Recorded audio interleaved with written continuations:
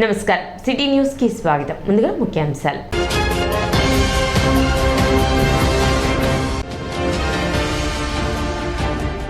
ఇటీవల రేపల్లె వద్ద ట్రాక్టర్ ప్రమాదంలో గాయపడిన ప్రమాద బాధితులను పరామర్శించిన జనసేన పిఎస్సి చైర్మన్ నాదెళ్ల మనోహర్.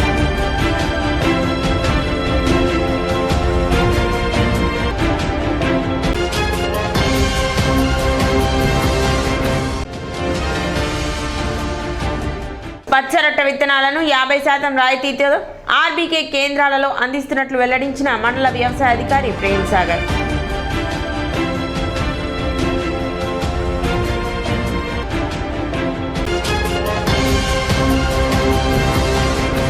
ఇటీవల రేపల్లె సమీపంలో ట్రాక్టర్ ప్రమాదంలో గాయపడి చికిత్స పొందుతున్న బాధితులను జనసేన పిఎస్సి చైర్మన్ నాదెళ్ల మనోహర్ పరామర్శించారు. తెనాలి జిల్లా ప్రభుత్వ వైద్యశాలలో వారికి అందుతున్న వైద్య సేవలను బాధితుల నుండి వివరాలు అడిగి తెలుసుకున్నారు.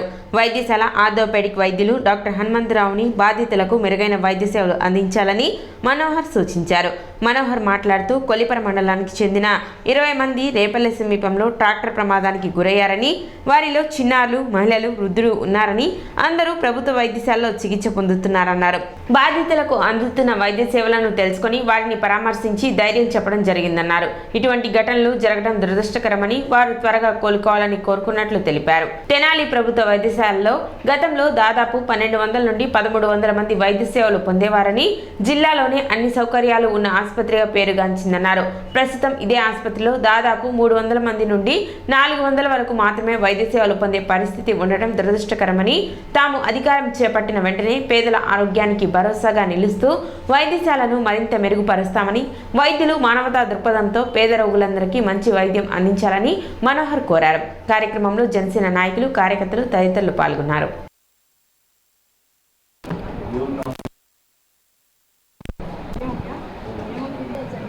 అబ్రేజన్ సార్ గంట ఎలా ఉంది? This was on the first actually. Yes, right. ఆమె ఎందుకు పాప అలా లాగుతుందా? వేరే లాగుతుంది. వస్తా చేయడం పెట్టుకుందాం.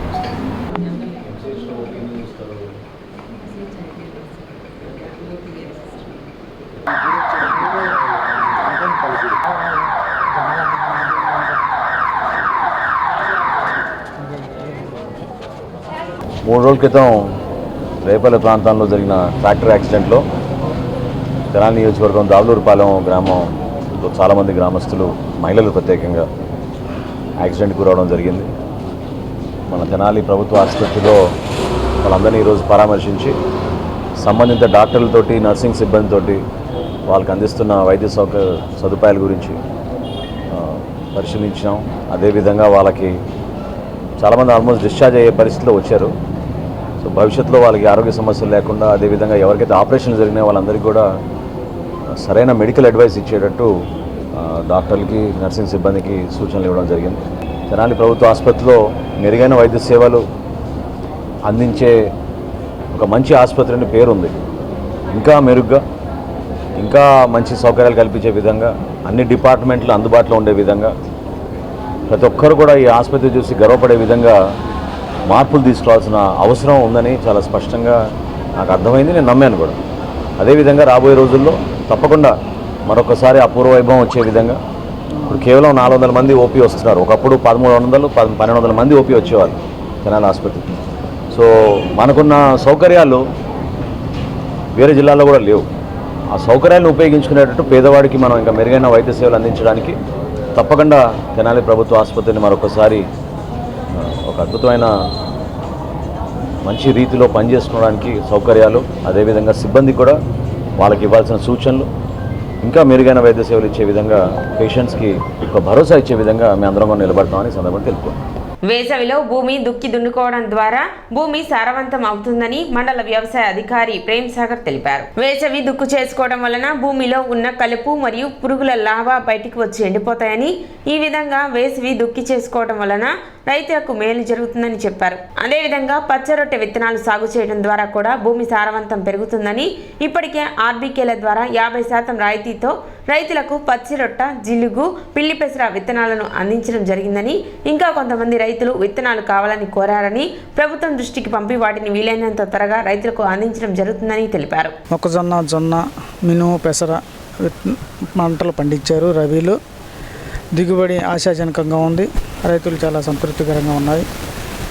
వర్షము లేకపోయినా కూడా బోర్లో నీళ్ళని వినియోగించుకొని, ఇరిగేషన్ వాళ్ళు నీళ్ళు ఇవ్వకపోయినా కూడా ఎట్లా తంటాలు పడి రైతులు ధాన్య సేకరించుకున్నారు.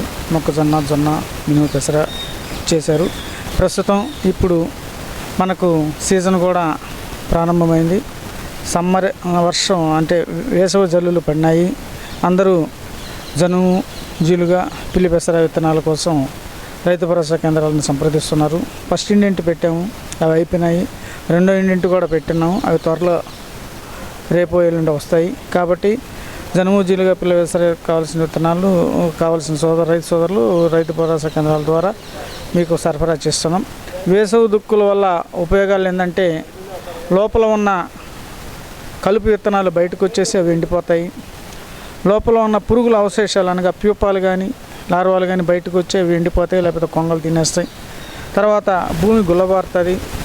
తర్వాత భూమికి ఏరేషన్ అంటే గాలి సరఫరా బాగా వస్తుంది.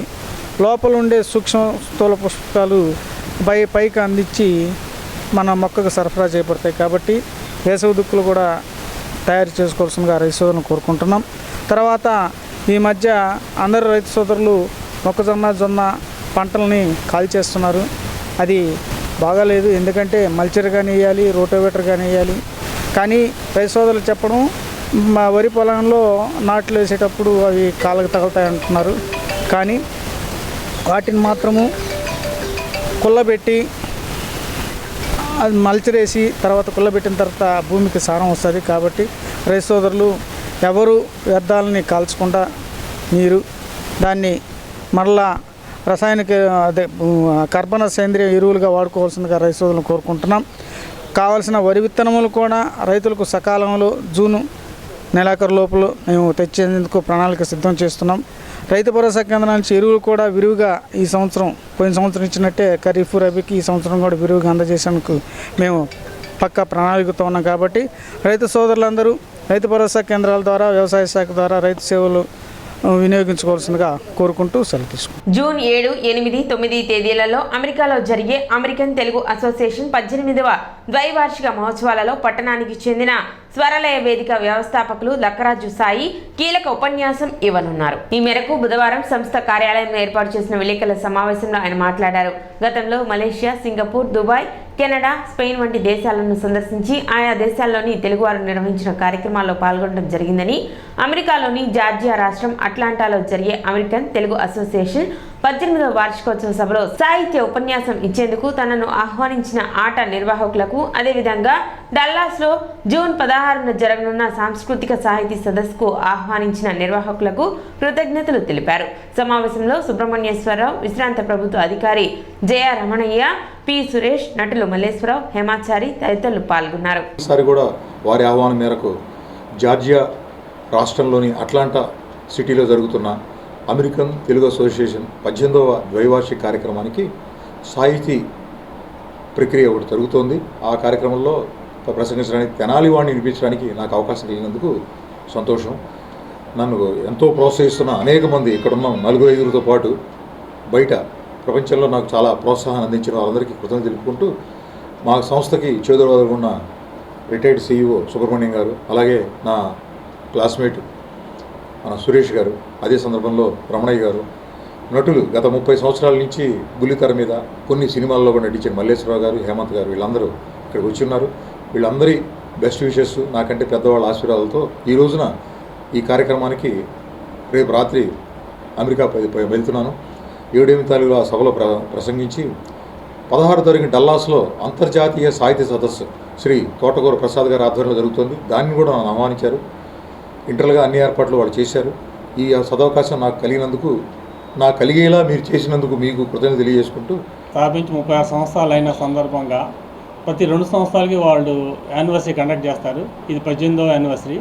ఈ 18వ యానివర్సరీకి మన 26 సంవత్సరాల స్వలయ వేదిక వ్యవస్థాపకులు లక్రా సాయిగాన్ని వాళ్ళు ఆహ్వానించడం, మన భాష కూడా అక్కడ మరింత అభివృద్ధి చెందడం కోసం సాహిత్యం గురించి, సంగీతం గురించి అన్ని విధాల రకరకాల ప్రోగ్రాంలు జూన్ 7, 8, 9 తేదీల్లో అట్లాంటా సిటీలో కండక్ట్ చేస్తున్నారు.